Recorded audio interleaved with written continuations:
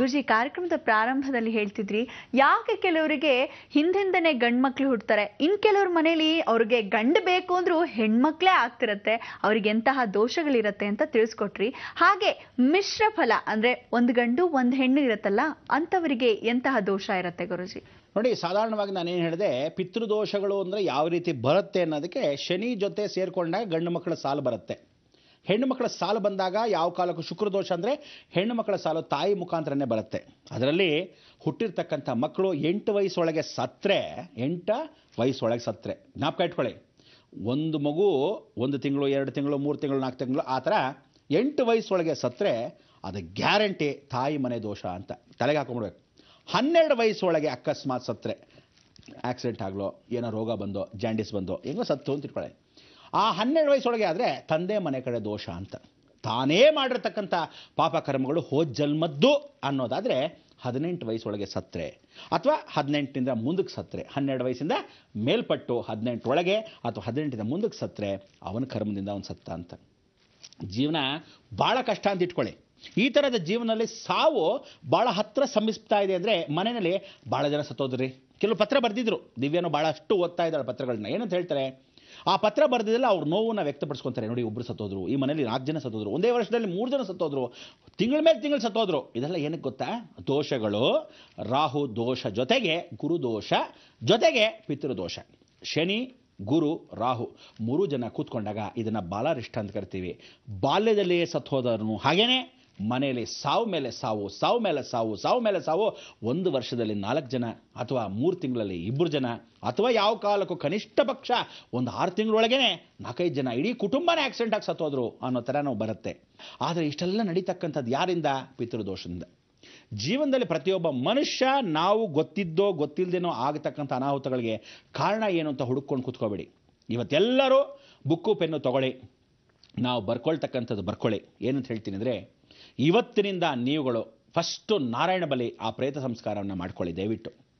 ಎಲ್ಲರೂ ಯಾವ ಧರ್ಮದವರಾಗಲಿ ಯಾವ ಜಾತಿ ವರ್ಗದವರಾಗಲಿ ಮಾಡಿಸದೇ ಹೋಗಲಿ, ಇದನ್ನು ನೀವು ಮಾಡಿಸ್ಬೇಕಾದ್ದೇನು ಅಂದರೆ, ಮೊದಲಾಗಿ ಏನು ಮಾಡ್ತಿದ್ವಿ, ಶ್ರೀರಂಗಪಟ್ಟಣದಲ್ಲಿ ಮಾಡಿಸ್ಕೊಳ್ಳಿ ಅಂತ ಹೇಳ್ತಿದ್ವಿ.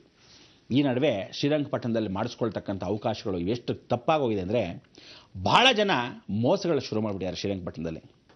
ಎಷ್ಟು ಜನ ಅಂದರೆ, ಯಾರಾದರೂ ಪಿಂಡ ಇಡಕ್ಕೆ 25,000 ತೊಗೊತಾರೇನ್ರಿ? ನಿಜಕ್ಕೂ ಹೇಳ್ತೀನಿ, ನಾನು ಎಷ್ಟೋ ಜನ ಕಳಿಸ್ಕೊಟ್ಟಿದ್ದೀನಿ. ನಾನು ಅಂತಲ್ಲ, ಭಾಳ ಜನ ಜ್ಯೋತಿಷಾಸ್ತ್ರವರು ಹೋಗಿ ಮಾಡಿಸ್ಕೊಂಬರ್ರಿ ಅಂತಾರೆ.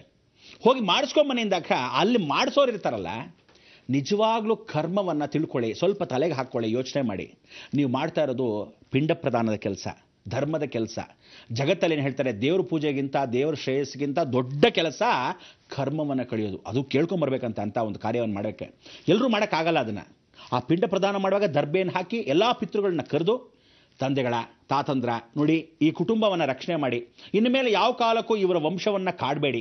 ಅಕಸ್ಮಾತ್ ನೀವು ಸಂತೃಪ್ತಿ ಇಲ್ಲದೆ ಸತ್ತೋಗಿದ್ರಿ, ಅಥವಾ ಯಾವುದೋ ನೋವಿನಲ್ಲಿಂದ ಸತ್ತೋದ್ರಿ, ಅಥವಾ ನಿಮ್ಗೆ ಆಸೆ ಪೂರೈಸ್ಕೊಳ್ಳೋಕ್ಕಾಗದೆ ಸತ್ತೋದ್ರಿ, ಅತಿ ಆಸೆ ದುರಾಸೆಯಾಗಿ ಇಟ್ಕೊಂಡ್ಬಿಟ್ರೆ ಸತ್ತೋದ್ರಿ, ಅಥವಾ ಯಾವ ಕಾಲಕ್ಕೂ ಕನಿಷ್ಠ ಪಕ್ಷ ಕನಸಲ್ಲಿ ಮನಸ್ಸಲ್ಲಿ ನೆನೆಸ್ಕೊಳ್ಳದೇ ಇರತಕ್ಕಂಥ ವಿಚಾರಗಳನ್ನ ಕರ್ಮಗಳಿಂದ ಸತ್ತೋಗಿದ್ದೀರಾ, ಈ ಕರ್ಮಗಳನ್ನ ದಯವಿಟ್ಟು ಆ ವಂಶಕ್ಕೆ ಬರೆದಿದ್ದ ಹಾಗೆ ಪಿತೃಗಳನ್ನ ನಿಮ್ಮನ್ನೆಲ್ಲರಿಗೂ ಆ ವಿಷ್ಣು ಪಾದಕ್ಕೆ ಹಾಕ್ತಾ ಇದ್ದೀನಿ ಅಂತ ಹೇಳಿ ಆಗ ಪಿಂಡ ಪ್ರದಾನ ಮಾಡೋದು. ಬ್ರಾಹ್ಮಣರಿಗೆ ಏನು ಮಾಡ್ತಾರೆ, ಅಕ್ಕಿಯಲ್ಲಿ ಮಾಡ್ತಾರೆ. ಜ್ಞಾಪಕ ಇಟ್ಕೊಳ್ಳಿ, ತಲೆಗೆ ಹಾಕ್ಕೊಳ್ಳಿ. ಅಕ್ಕಿಯಲ್ಲಿ ನುಚ್ಚಾಗಿ ಮಾಡಿಕೊಂಡು ಅದನ್ನು ಚೆನ್ನಾಗಿ ಬೇಯಿಸಿ ಅನ್ನವನ್ನು ಮಡಿಕೆಯಲ್ಲಿ ಮಾಡಿಕೊಂಡು ಇದೇ ವಿಶೇಷವಾಗಿ ಪಿಂಡ ಪ್ರದಾನ 3 ಮಾಡ್ತಾರೆ. 3 ಯಾಕೆ ಮಾಡ್ತಾರೆ ಅಂದರೆ, 3 ತಲೆಮಾರು ಅಂತಲೇ ಜ್ಞಾಪಕ ಯಾವತ್ತೂ ತಿಳ್ಕೊಳ್ಳಿ.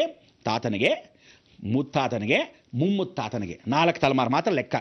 ಅವನು ಅದ್ರ ಮೇಲೆ ಮಾಡೋಕ್ಕಾಗಲ್ಲ. ಅದಕ್ಕೆ 4 ಯಾವ್ದು ಹೇಳ್ತೀವಿ, ಆಶೀರ್ವಾದ ಮಾಡಬೇಕಲ್ಲೂ ಹೇಳ್ತೀವಿ, ಧರ್ಮ ಅರ್ಥ ಕಾಮ ಮೋಕ್ಷ. ಏನೇ ಧರ್ಮ ಅರ್ಥ ಕಾಮ ಮೋಕ್ಷ, ಚತುರ್ವಿಧ ಫಲ ಪ್ರಾಪ್ತಿರಸ್ತು.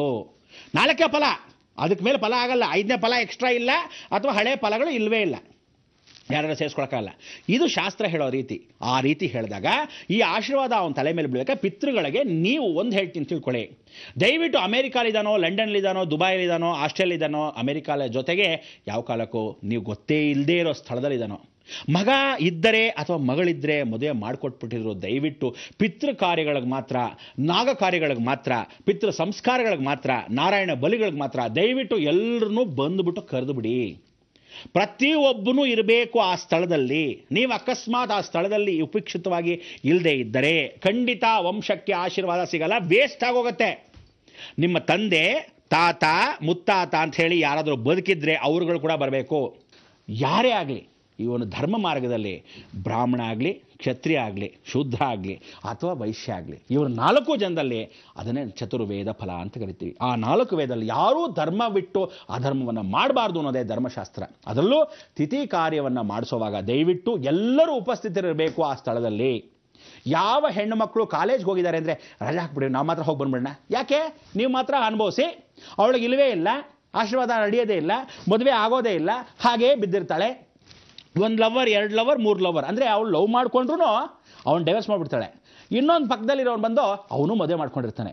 ಇಲ್ಲ, ಅವನು ಸುಮ್ಮನೆ ನೋಡ್ಕೊಂಡು ಅವನ ಜೊತೆನೇ ಇರ್ತಾಳೆ. ಅಂದರೆ ವ್ಯವಹಾರ ಜೀವನ ಅವ್ಯವಹಾರವಾಗಿಬಿಡುತ್ತೆ. ನೋಡಿ ಎಷ್ಟು ಕಷ್ಟ ಆಗುತ್ತೆ.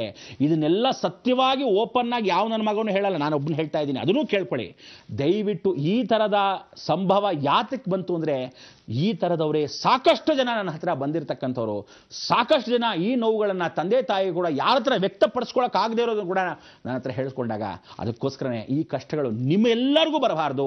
ಊರಲ್ಲಿ ಎಲ್ಲೋ ದೂರದಲ್ಲಿದ್ದೀರಾ, ಎಲ್ಲೋ ಉತ್ತರ ಕರ್ನಾಟಕದಲ್ಲಿದ್ದೀರಾ, ಯಾವುದೋ ಪ್ರಾಂತದಲ್ಲಿ ಬಾಂಬೆಯಲ್ಲಿ ಕೆಲಸ ಮಾಡ್ತಿರ್ತೀರಾ, ದಯವಿಟ್ಟು ಪಿತೃಕಾಲಕ್ಕೆ ಮಾತ್ರ ಎಲ್ಲರೂ ಒಟ್ಟಿಗೆ ಸೇರಬೇಕು.